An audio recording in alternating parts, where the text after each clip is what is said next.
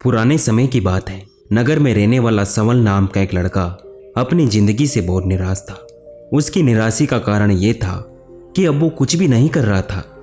उसके माँ बाप उसे ताने मारते रहते कि देख तेरे सारे मित्र तो कुछ ना कुछ कर रहे हैं, लेकिन तू अभी भी घर में बैठा हुआ है। मित्रों के बीच अक्सर उसका मजाक ही बनता। वो कहीं भी जाता तो लोग उससे पूछते रहते कि क्या कर रहे हो, तो उसे बताने में बड़ी शर्म आती कि अभी वो कुछ भी नहीं कर रहा है। धीरे धीरे उसने रिश्तेदारों के यहाँ जाना और लोगों से मिलना जुलना कम कर दिया। वो ज़्यादातर समय अपने घर में ही बैठा रहता। वह अकेले में रोता, भगवान को कोसता और अपनी किस्मत को दोष देता। अब उसे अपनी जिंदगी बोझ सी लगने लगी थी। कभी कभी तो वह सोचता कि जब वो कुछ करने के लायक ही नहीं है तो फिर उसे जिंदा रहने का क्या फायदा, उसे तो मर जाना चाहिए। एक दिन वह अपने नगर की एक सड़क से गुजर रहा था।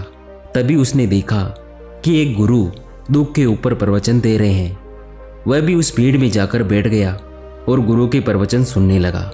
गुरु बोल रहे थे कि दुख एक गुरु की भांति होता है जो हमें जीवन की सच्चाई को दिखाता है और हमें सही से जीवन जीने का तरीका सिखाता है। आप चाहे तो अपने दुख रूपी गुरु से जीवन जीना भी सीख सकते हैं और चाहे तो उस दुख में डूबकर बैठकर रो भी सकते हैं। सबल भी गुरु की सारी बातें ध्यान से सुन रहा था, लेकिन उसे गुरु की ये बातें सही नहीं लगी। उसने खड़े होकर कहा कि गुरुजी, दुख कुछ भी सिखाकर नहीं जाता, सिर्फ पीड़ा देकर जाता है और दुख की पीड़ा अनंत होती है। ऐसा लगता है कि इसके बाद कुछ भी नहीं होने वाला, कुछ भी नहीं मिलने वाला। मृत्यु भी उसके सामने छोटी लगने लगती है। गुरु ने कहा, आखिर क्या दुख है तुम्हें? सबल ने अपना सारा दुख गुरु के समक्ष कह सुनाया और गुरु से पूछा, क्या आपके पास मेरे इस दुख का कोई समाधान है? ये सुनकर गुरुजी मुस्कुराए और बोले कि जिस दिन तुम्हारे जीवन में सच्चा दुख आएगा उस दिन मेरे पास आना, मैं तुम्हारे इस दुख का समाधान अवश्य करूंगा।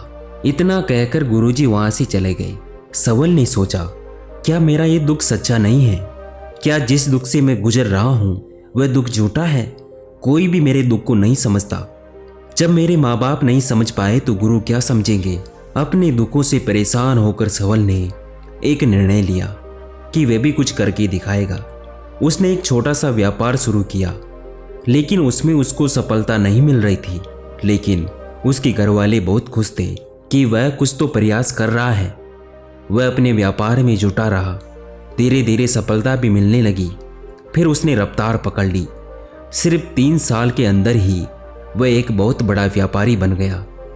अब सबल के चारों तरफ ऐसे बहुत से लोग थे जो उसकी चिंता करते थे, उसे पसंद करते थे, उसके काम की प्रशंसा करते थे। अब उसके घर वाले भी उसकी प्रशंसा करते हुए थकते नहीं थे। दिन प्रतिदिन उसके मित्रों की संख्या बढ़ती जा रही थी। अब वह अपनी जिंदगी से बहुत खुश था। उसके कुछ मित्रों ने उसे सलाह दी कि जब तुम बड़े व्यापारी बनकर इतना खुश हो तो सोचो, अगर तुम इस नगर के, राज्य के बड़े व्यापारी बन जाओगे तो तुम्हारे पास कितना सुख होगा, कितने लोग तुमसे जुड़ना चाहेंगे, तुम्हारा कितना यश फैलेगा। स्वयं राजा भी तुमसे मित्रता करना चाहेंगे और जरूरत पड़ने पर तुमसे धन उधार लेंगे। मित्रों की ये बात सबल के मन में घर कर गई। अब उसने और भी धन कमाने का प्रयास शुरू कर दिया, लेकिन उसे यह सब जल्दी चाहिए था। वह सब कुछ प्राप्त करने में अपना ज़्यादा समय बर्बाद नहीं करना चाहता था। इसलिए उसने ऐसे भी कार्य करने शुरू कर दिए जो उचित नहीं थे। उसने बड़ी मात्रा में अपने मित्रों से उधार लेना शुरू कर दिया। ज़्यादा मुनाफा कमाने के लालच में अपने सामान में मिलावट करने लगा। उसने दूसरे व्यापारियों के खिलाफ षड्यंत्र भी रचे, उनको डराया, धमकाया। जैसे जैसे उसके मित्र कहते गए वही करता गया। वह इन तरीकों से ज़्यादा धन तो कमा रहा था, लेकिन अब उसके जीवन में सुकून नहीं था। उसके मन की शांति गायब हो गई थी। उसे रातों में नींद नहीं आती। वह हमेशा बेचैन रहता। सुख साधन की सारी वस्तुएं होने के बाद भी उसे किसी भी वस्तु में सुख नहीं मिल रहा था। एक दिन सबल अपनी बग्घी में सवार होकर कहीं जा रहा था। तभी रास्ते में उसे गुरु का आश्रम दिखाई दिया। वह वहां पर रुक गया और गुरु के पास जाकर बोला कि गुरुदेव, आपने कहा था कि जब तुम्हारे जीवन में सच्चा दुख आएगा तब मेरे पास आना। मैं अब बहुत दुखी हूँ। मेरी रातों की नींद गायब हो गई है। मुझे कहीं भी सुकून नहीं मिल रहा है। इस तरीके से सबल ने अपनी सारी समस्या गुरु के सामने कह सुनाई। गुरु ने कहा कि जब तुम मुझसे पहली बार मिले थे तब भी तुम किसी दुख में थे। तुमने उस दुख से क्या सीखा? सबल ने कहा, मैंने सीखा कि सिर्फ सोचने और चिंता करने से कुछ भी नहीं होता। अपनी सोच को सच करने के लिए कर्म करना पड़ता है और सिर्फ कर्म करने से भी कुछ नहीं होता। अपने कर्मों को अंतिम पड़ाव तक ले जाना भी आवश्यक होता है। चाहे रास्ते में कितनी भी मुश्किल आए, मन कितना भी निराश हो, कितना ही लगे कि अब आगे कुछ नहीं होने वाला, तब भी ये मानकर चलो कि मैं जो कर रहा हूँ उसमें मैं सफल अवश्य होऊंगा। लोग सिर्फ सफल व्यक्ति को सम्मान देते हैं, फिर चाहे कोई कितना ही अच्छा क्यों ना हो, वे लोगों की नज़रों में बोझ ही होता है। ये सब सुनकर गुरु मुस्कुराए और बोले कि ये असली दुख नहीं है। जब तुम्हारे जीवन में असली दुख आएगा तब मेरे पास आना, मैं उसका समाधान अवश्य करूँगा। सबल ने जाते समय गुरु को सोने के सिक्कों से भरा एक गड़ा भेंट किया। गड़ा देकर गुरु ने कहा कि ये मेरे किसी काम का नहीं है, इसे उस पेड़ के नीचे गड्ढा खोद कर दफना दो। सबल ने गुरु के कहे अनुसार गड़े को पेड़ के नीचे दफना दिया और वहां से चला गया। कुछ दिनों तक व्यापार अच्छी तरक्की कर रहा था, लेकिन गलत व्यापार की वजह से धीरे धीरे उस व्यापार में कांटा होने लगा। उसकी सारी धन दौलत धीरे धीरे खत्म होने लगी। एक दिन ऐसा आया जब उसके पास कुछ भी नहीं बचा था और वह कर्जे में लद चुका था, लेकिन वह निश्चित था क्योंकि उसने सारा कर्ज अपने मित्रों से लिया था। वह सोचता था कि उसके मित्र बुरे समय में उसका साथ देंगे, लेकिन ऐसा कुछ भी नहीं हुआ। बुरा समय आते ही मित्रों ने अपना उधार मांगना शुरू कर दिया। उधार वापस ना मिलने पर जान से मारने की धमकी भी दी। उसके चाहने वाले सब दूर हो गए। उसके वे मित्र जो उसके साथ मौज मस्ती करते थे अब उससे दूर भागने लगे। उसके परिवार वाले उसकी गलतियों और कमियां गिनाने लगे। उसकी सारी संपत्ति नीलाम हो गई और उसके पास कुछ भी नहीं बचा। उसने अपने पिता से सहायता मांगी। उसके पिता ने कहा कि मेरे पास ये थोड़ी सी संपत्ति है, अगर ये भी मैं तुम्हें दे दूंगा तो मैं तुम्हारी माँ को कहाँ रखूंगा? ये संपत्ति हमारा आखिरी सहारा है। सबल के भीतर बहुत गहरा दुख था। उसके आसपास कोई भी नहीं था जो उसके दुख को समझ सके, उसे संभाल सके। लोगों से मिल रहे इस धोखे और विश्वासघात की वजह से वह अंदर तक टूट चुका था। उसे लग रहा था कि अब जीने का क्या मतलब, अब तो मृत्यु ही एकमात्र सहारा है। वह आत्महत्या करने के लिए पहाड़ी की तरफ जा रहा था। तभी उसे याद आया कि गुरु ने कहा था कि जब तुम्हारे जीवन में असली दुख आएगा तब मेरे पास आना। सबल गुरु के पास गया और अपना सारा दुखरा गुरु को कह सुनाया। आंखों में आंसू भरकर बोला कि मेरे इस दुख का समाधान कीजिए गुरुदेव। गुरु ने कहा, जब तुम्हारे जीवन में असली दुख आएगा तब मेरे पास आना, मैं उसका समाधान अवश्य करूंगा। सबल ने कहा, क्या अभी जो मेरे जीवन में घट रहा है क्या वह दुख नहीं है? आखिर असली दुख होता क्या है? गुरु ने कहा, सबसे पहले तुम मुझे ये बताओ कि इस दुख से तुमने क्या सीखा? सबल ने कहा, मैंने सीखा कि जो लोग हमारी सफलता, हमारी तरक्की की वजह से हमारे जीवन में आए हैं वह हमें धोखा अवश्य देंगे, क्योंकि बुरे समय में हमारे साथ खड़े नहीं होंगे। वह केवल अच्छे समय में हमारा फायदा उठाएंगे और बुरे समय में छोड़कर चले जाएंगे। भरोसा केवल उन्हीं लोगों पर करना चाहिए जो हमारे बुरे समय में, असफलता के समय हमारे साथ खड़े रहते हैं। लेकिन ऐसे लोग बहुत कम होते हैं, पर जिनके पास होते हैं उनकी कद्र करनी चाहिए, उनका अपमान नहीं करना चाहिए। मैंने ये सीखा कि कभी किसी के खिलाफ षड्यंत्र नहीं रचना चाहिए, ईमानदारी और धैर्य के साथ काम करना चाहिए और कभी लालच नहीं करना चाहिए। अपना सारा दुख और अनुभव बताने के बाद सबल की आंखों में आंसू भरकर गुरु के सामने बैठा रहा। थोड़ी देर बाद गुरु उठे। उस पेड़ के नीचे गड्ढा खोदकर वह गड़ा बाहर निकाला जो सोने के सिक्कों से भरा हुआ था और उसे सबल को दे दिया और कहा कि तुम्हारे जीवन में असली दुख आएगा तब मेरे पास आना। सबल ने गुरु को धन्यवाद दिया और प्रणाम कर वहां से चला गया। उसने उस धन से एक छोटा सा व्यापार शुरू किया अब एक छोटा व्यापारी बनकर वह बहुत खुश था। अपनी पूरी लगन और ईमानदारी से व्यापार किया। देखते ही देखते वह एक बार फिर से अपने नगर का एक बहुत बड़ा व्यापारी बन गया। उसका जीवन खुशियों और सुख सुविधाओं से भर गया था। लेकिन कोई कितना भी अच्छा हो, कितना भी अच्छा काम करे, दान करे, पुण्य करे, लोगों की मदद करे, लेकिन जीवन में दुख तो आता ही है। तो सबल के जीवन में भी दुख आया, उसके माता पिता की मृत्यु के रूप में।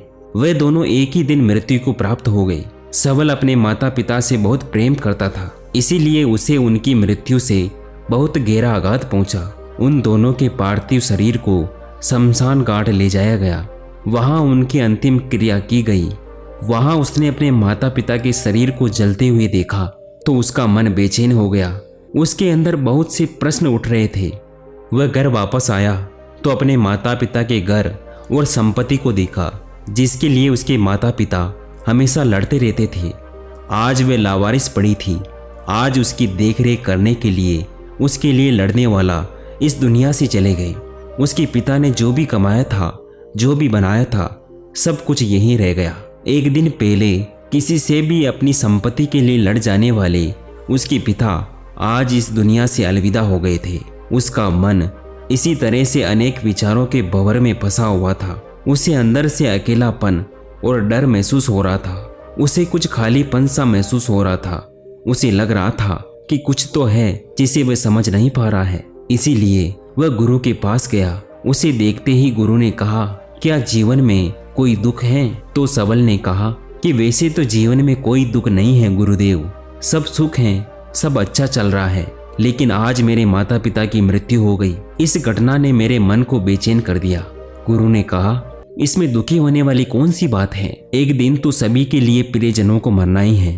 हमेशा जीवित ना तो कोई रहा है और ना ही कोई रहेगा। एक दिन तो तुमको भी मरना है। हो सकता है तुम कल ही मर जाओ, आज भी मर सकते हो। सबल ने कहा, ये क्या कह रहे हो गुरुदेव?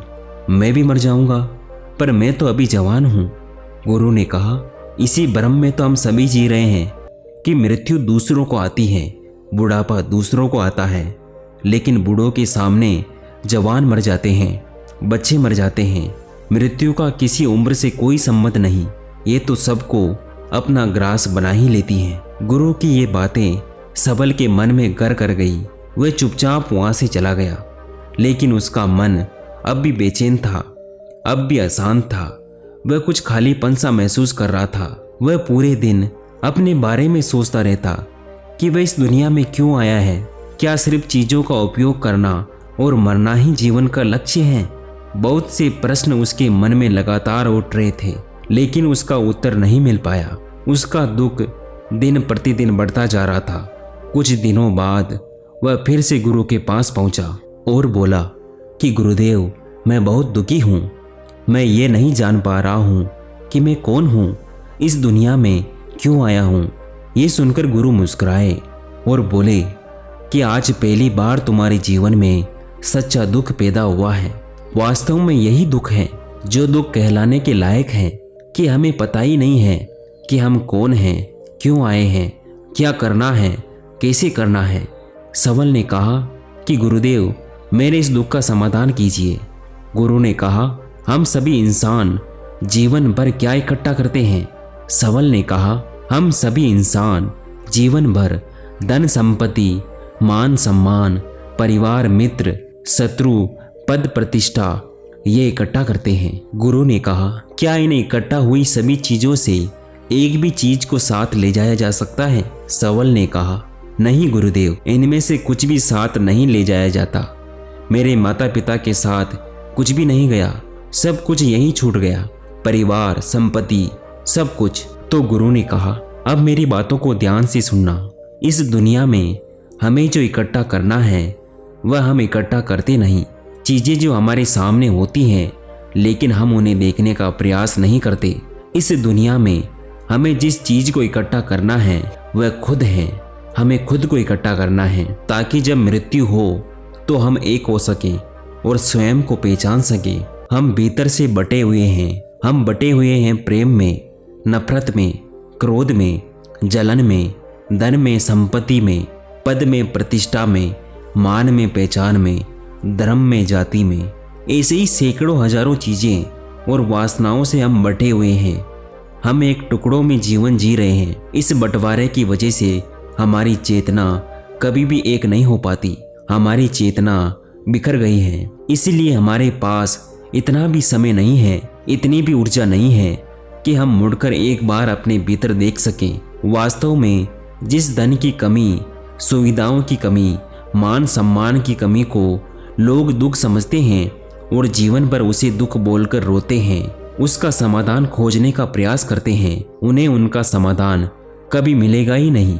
क्योंकि जिन्हें लोग दुख कहते हैं वह असली दुख नहीं है। वह तो सिर्फ इंसान की चाहत है, उसकी इच्छा है, जिसकी पूर्ति कभी नहीं की जा सकती। इसीलिए यहाँ व्यक्ति को ऐसे दुखों का कभी समाधान मिलता ही नहीं। इसीलिए इन सब के ऊपर अगर अपने दुखों का परम समाधान चाहिए तो सबसे पहले अपने आप को इकट्ठा करो। अपनी ऊर्जा को इन संसार से वापस खींचो और एकत्रित करो। अपने ऊपर ध्यान दो, खुद पर ध्यान लगाओ। पहले अपने आप को पहचान लो, ऐसे ही बिखरते हुए मत चलो। सवल ने कहा, क्या गुरुदेव हमें ये संसार छोड़ देना चाहिए? अपने सभी इच्छाओं को मार देना चाहिए? किसी से प्रेम नहीं करना चाहिए?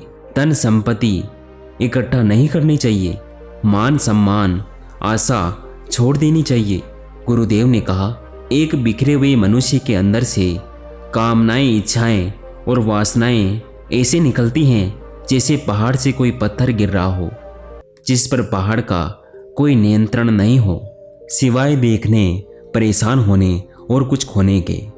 इसी प्रकार एक बिखरे हुए मनुष्य की इच्छाएं और अनियंत्रितता दुखदायी होती हैं। उसका अनियंत्रित कुछ भी इच्छाएं और कल्पना करता रहता है और दुखी होता रहता है। लेकिन जब व्यक्ति एकत्रित हो जाता है तो जो भी करता है उसके नियंत्रण में करता है, तब इच्छाएं भी उसकी इच्छा से निकलती है।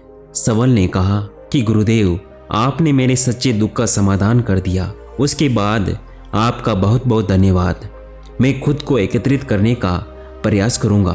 गुरु ने कहा, मानव शरीर में बहुत ऊर्जा है, बहुत शक्ति है, पर ये बेकार के कामों में बटकर रह गई है, व्यर्थ की चीजों में लगी रहती हैं। ये ऐसा है कि जैसे अत्यंत शक्तिशाली मशीन किसी बच्चे के हाथ में दे दी गई है और बिना सोचे समझे, बिना किसी नियंत्रण और जानकारी के बस इस शक्ति को कहीं भी बर्बाद कर रहा है। इसीलिए अपनी चेतना की शक्ति पर ध्यान दो और इसे इकट्ठा करो। सवल को अपने सारे प्रश्नों का उत्तर मिल चुका था। उसके बाद गुरु को धन्यवाद किया और चुपचाप वहां से चला गया। तो दोस्तों, कैसी लगी आपको ये कहानी? अगर आपको ये कहानी अच्छी लगी हो तो हमें कमेंट करके जरूर बताना और ऐसी ही कहानियां सुनने के लिए इस चैनल को जरूर सब्सक्राइब करें।